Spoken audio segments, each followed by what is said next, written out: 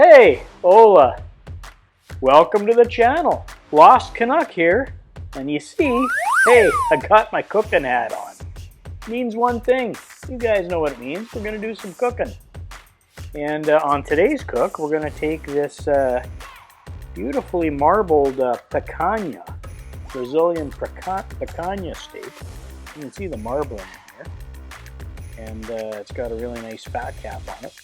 Anyways, we're going to take this picanha and turn it into this. Stay tuned.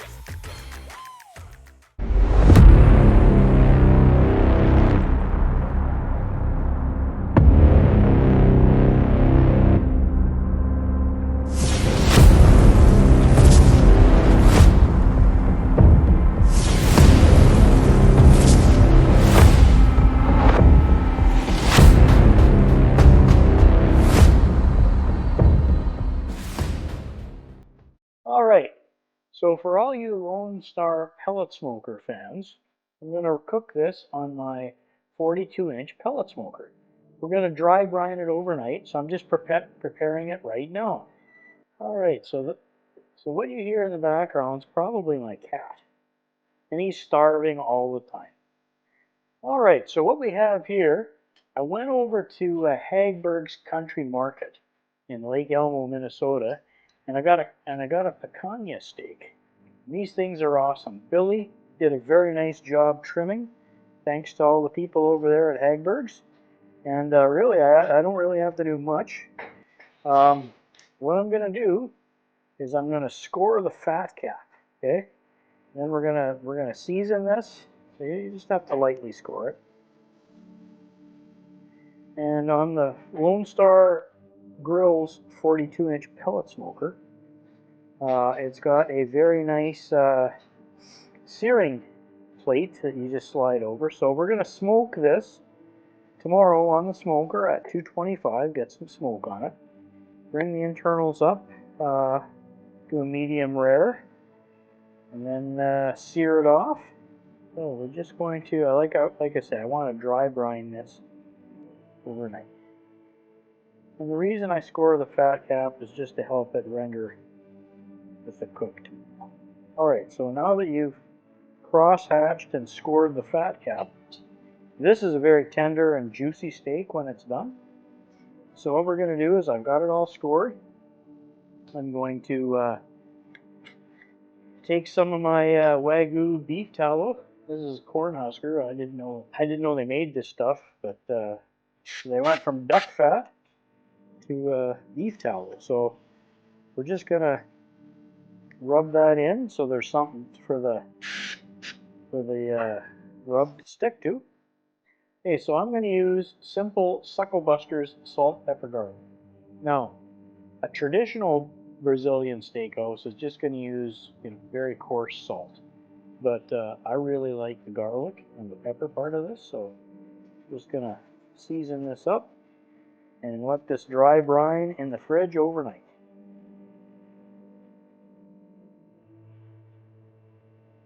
Well, that's about as simple as it gets for prep. We got our picanha all seasoned up. We're going to take this, put it in the fridge, leave it overnight, and dry brine it. Throw it on the pit in the morning on the Lone Star. And like I say, we'll put some smoke on it. So I'll see you out at the pit in the morning. Lost Canuck out.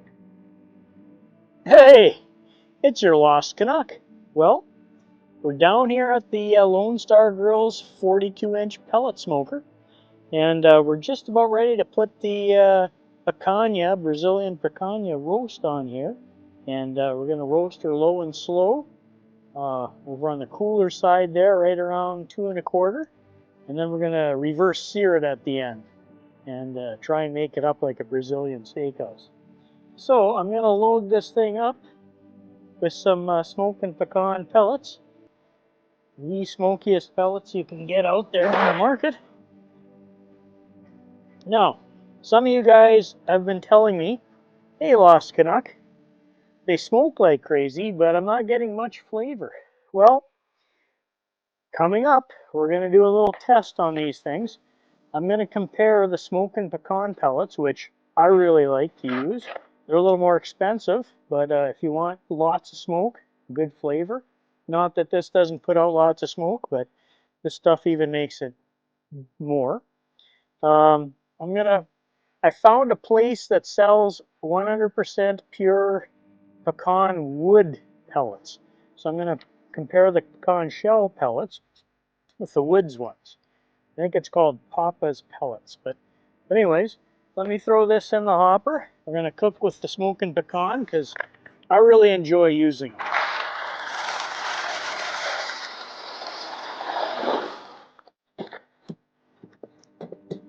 All right. So we are full of pecan pellets.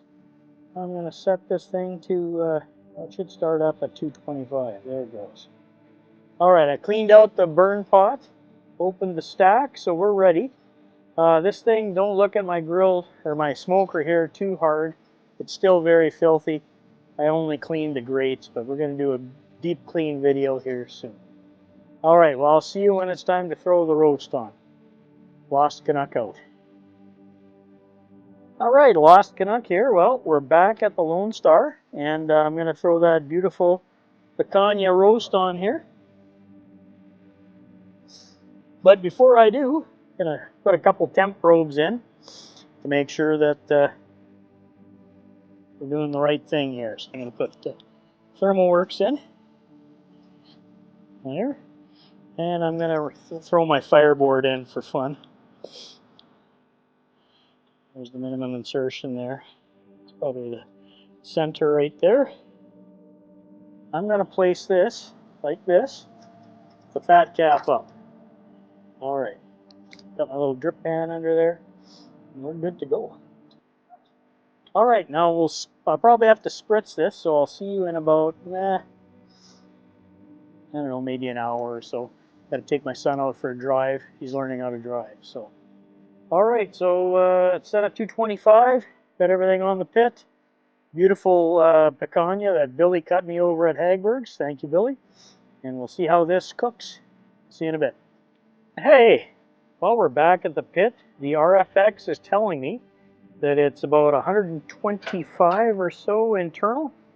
Just going to do a quick check with the temp probe, and then we're going to crank this thing up to 450 so I can sear it. Let's check. 124. Okay. So this is a good time, 124 to 130. Pull this off so we can get it ready to sear. And we're just going to put that in our pan while we wait. Okay. I'm going to take the temp system, crank it up to 450.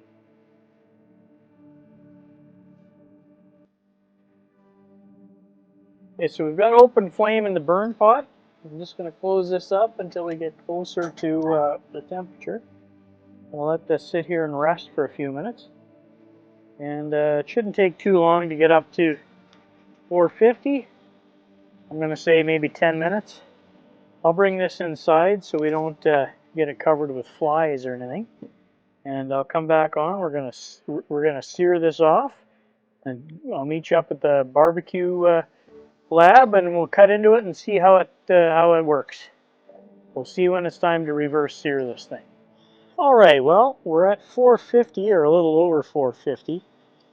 A lot of you guys ask, hey, how long does it take to heat up to searing temperature? Well, that was 5 minutes. Okay, we went from 225 to 450 and it's climbing. So let's open this thing up. I don't know if you can see the fire pot, but it's raging. All right. And what we're going to do is we're going to sear it first with the fat cap down. Okay. And you'll probably see some burning.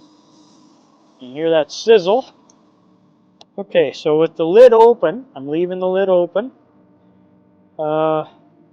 This thing's going to keep feeding pellets now. That's our temperature at the grate. 600. 500. Okay, so it goes from 600 there to about 475 here. You can hear that thing sizzling, and the auger's feeding continuously now. Now the other way to do it is you could put it in manual mode, set the auger about 80%, and it would just keep feeding, feeding, feeding.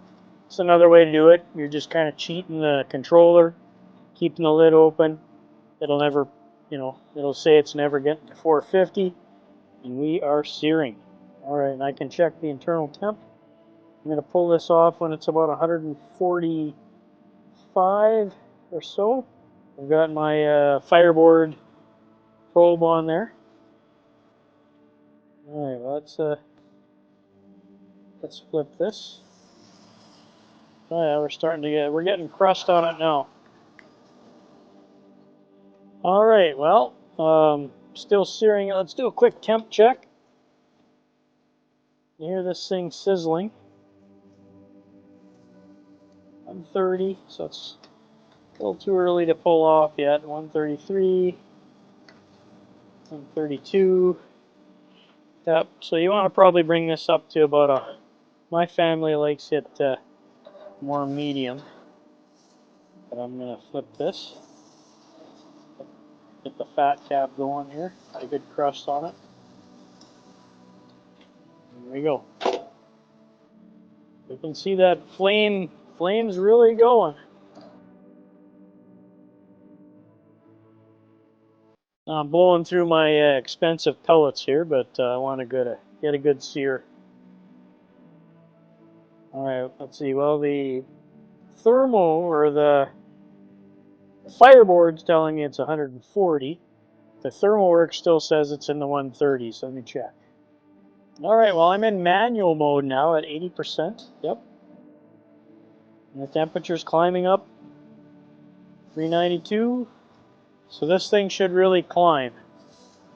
And like I say, my RFX is still telling me it's not quite done yet. Although that's a nice crust on there. Flip that over. Now, who said you need a gas grill? This thing will crank. Although your grilling area is only that big. Okay, so the grate temperature is about 500. I think it should be pretty much medium now. Let me just check the RFX one more time, and then we're going to go up to the cutting board. All right, well, we can see flaring a little bit from the fat. I'm getting a good char on here. Using my crappy tongs. Oh yeah. Let this char up a little more. It's looking good. Now I've been flipping it for about 5 minutes now. Internal should be right around 135, which is medium. I'd say let's bring this inside because it's going to cruise up a little more after I pull it. Okay. Oh yeah.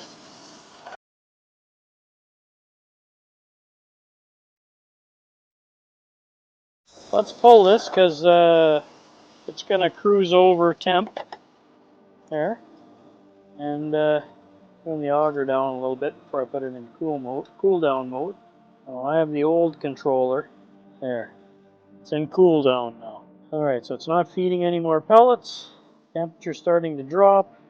Going up a little bit because it's burning off all the pellets. Okay, so it's going to burn off whatever pellets are left in the burn pot. Fan's going to keep blowing here to burn them off. Now I had it cranked up pretty high, so I hate closing the lid because I don't want to screw up the paint here on my lid. And we'll take this up to the cutting board, let it rest for, I don't know, we'll let it rest 10 minutes, and we'll slice it open, see what you guys think. We'll see you up at the cutting board. Hey, well, we're back upstairs in the barbecue lab with the picanha steak. I just finished searing it off. Let it rest for a minute here. So what do we have? Ooh, 140. Yeah, I knew it was going to carry over. Alright, so this is probably about a medium now. Family will be happy. I'm more of a medium rare kind of guy. But let's slice into this thing, take a bite, see if it tastes any good.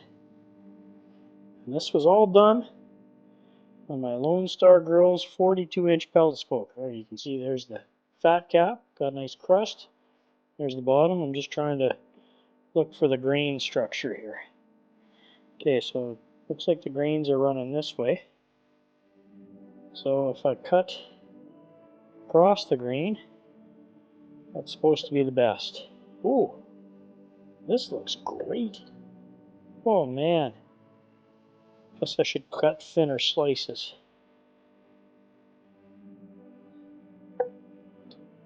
Okay. Look at the juice coming out of there. It's just awesome. Alright, so you can tell it's cooked. There's the fat cap on the bottom. And this is a nice looking medium rare. A lot of juice. Wow, this is really juicy. Looks great. This one I cut a little too fat. Hang on. Cut that one down one. Okay. Alright, so let's take a couple pieces out of here. See what this thing tastes like.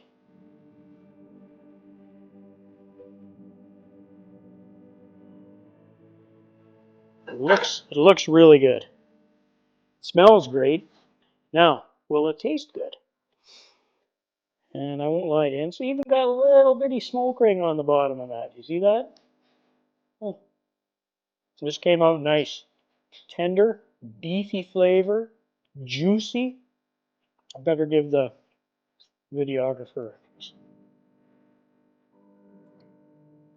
do you think of that? That's pretty good. I didn't go too crazy on the seasoning. You probably saw my last video on when I did it on the rotisserie on the Oklahoma Joe's. Now it turned out okay. The seasoning I did go a little too heavy, probably because I cut them and I seasoned all the sides. This I just seasoned 2 sides. So if you see that video, go a little less on the seasoning. But this is perfect. All right, well, we're pretty much near the end. I tasted it. Tastes great. The cook looks awesome. This is a picanha. It's a less expensive cut. Now, I think these things are about $7, $8. Now, the price of beef has gone nuts. Okay, just totally crazy. Okay, so this is a little less cost than a chuck roast. I think chuck right now is running a nice one at my local butcher shop. You can get them cheaper elsewhere, but I like to support the local guys. I think they're about $9, $10 a pound. Okay, this is $1 a pound cheaper, and in my opinion, I think it's as tender or even better. I can't stop eating. Thanks for all my returning subscribers. Hey man, you guys really matter to me, and I appreciate you coming back. For all my new watchers, hey, hit that like, subscribe button, especially that like button. It helps the YouTube algorithm figure out what's good, what's bad, and it helps the channel out a lot. So don't forget to hit the like. Please subscribe if you're interested in any of my other content. I got 4 different pits and I rotate meats and stuff through them all the time. Hey, if you thought the video was great, leave me a comment. If you want to see me cook other cuts of meats, chicken, pork, beef, whatever, fish, let me know. I'll smoke it. I got 4 pits, 2 charcoal, 2 pellet pits. So there we go. All right. If you're interested in any of the stuff I use to make any of this, check out my affiliate links below. I've got an Amazon affiliate store. There's the RFX links. Those probes are amazing. I love the RFX system. Temperature probes, knives, all that stuff. Look, it's all below. If you want to contribute to the channel, help out Lost Canuck buy more equipment or more meat or whatever, there's that thanks button. Hey, you don't have to. It's there. It's always appreciated. Finally, check out my Instagram page. I've got about 340 followers. I'll put the QR code up. It's right here. Follow me on Instagram. I do put up some different content, some other photos, etc. On there every once in a while, so check that out. And all you followers that follow me, thank you very much. Okay, so that brings us to the bitter end of the video. Lost Canuck says, don't forget, be kind to each other. It really matters. Take care. Check out my other content that I'm putting over here. Bye-bye.